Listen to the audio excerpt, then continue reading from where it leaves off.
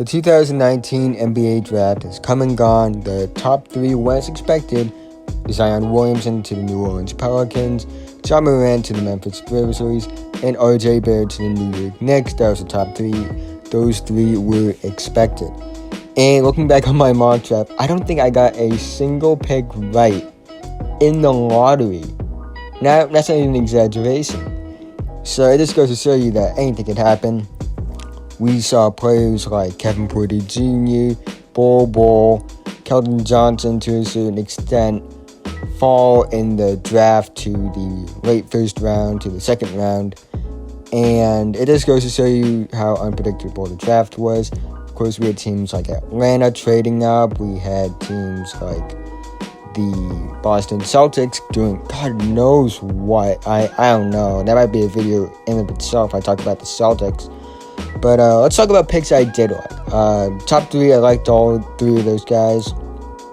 Now, I've talked about them in my mock drafts and things like that. If I'm going to focus on one, let's focus on RJ Barrett because I like him a lot. I said before that he reminds me a lot of a guy like Jimmy Butler, a slasher who has a solid mid-range scoring potential and has good scoring potential all around. But he isn't the greatest shooter on the planet. He has to improve on that. And he can be a good passer. He plays with a lot of effort. He wants to win, things like that. And there's so many things remind me of Jimmy Butler, especially how he carries himself almost on the court.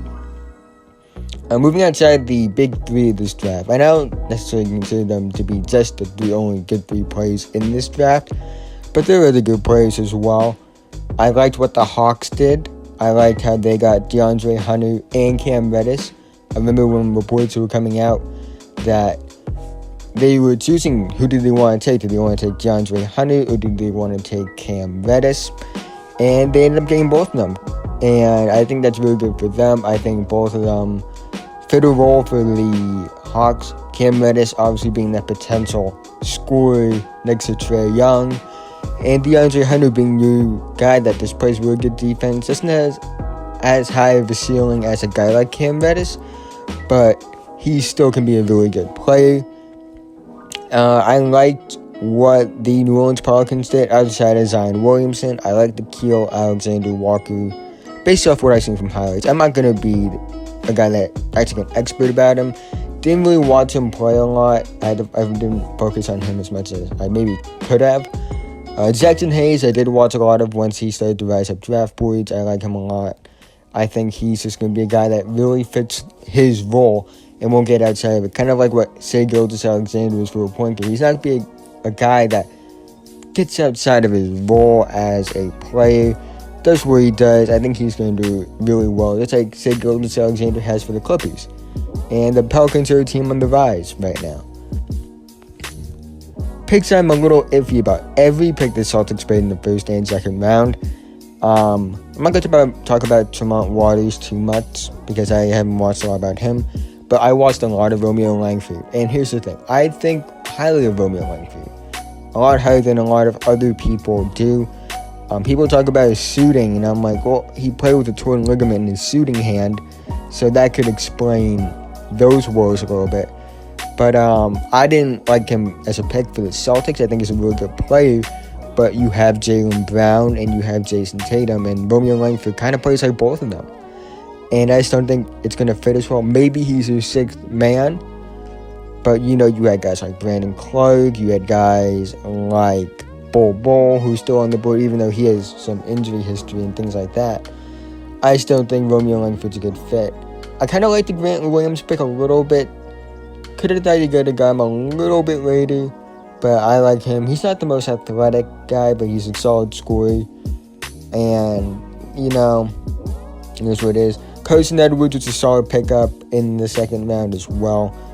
The only problem I have with him is he's a very score-first point guard. And, he didn't average a lot of assists in college, and when I watched him play, he almost played a two-guard almost.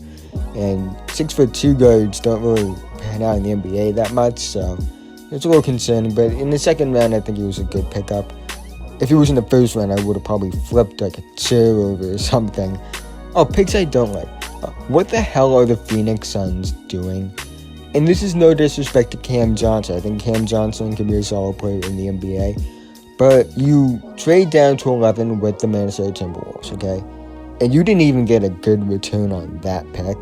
I think you could have gotten more than just Dario Saric in the 11th pick for that 6th overall pick from Minnesota. But you move down, and then you take a guy that was a late first or early second round projected player. And you probably could have gotten in the second round had he slipped that far. Because, oh, look at this. Oh, second overall pick in the second round. But, oh, wait, no, you traded that pick in TJ Warren for Cass. I'm sorry, you could get a first-round pick for TJ Warren. He's a really good player. He shoots on good shooting splits. He's an efficient scorer and things like that. And the thing is, it's like, you traded him for Cass. I'll give you an example of what happened. Jordan Bell was traded for Cass. Jordan Bell isn't even close to as good of a player as TJ Warren is. So I'm just wondering, what in the world are the Suns doing? Let's pray for Devin Booker and DeAndre Ayton and hope that the Suns don't waste their careers any further than they already have. Tyler Hero to the Heat.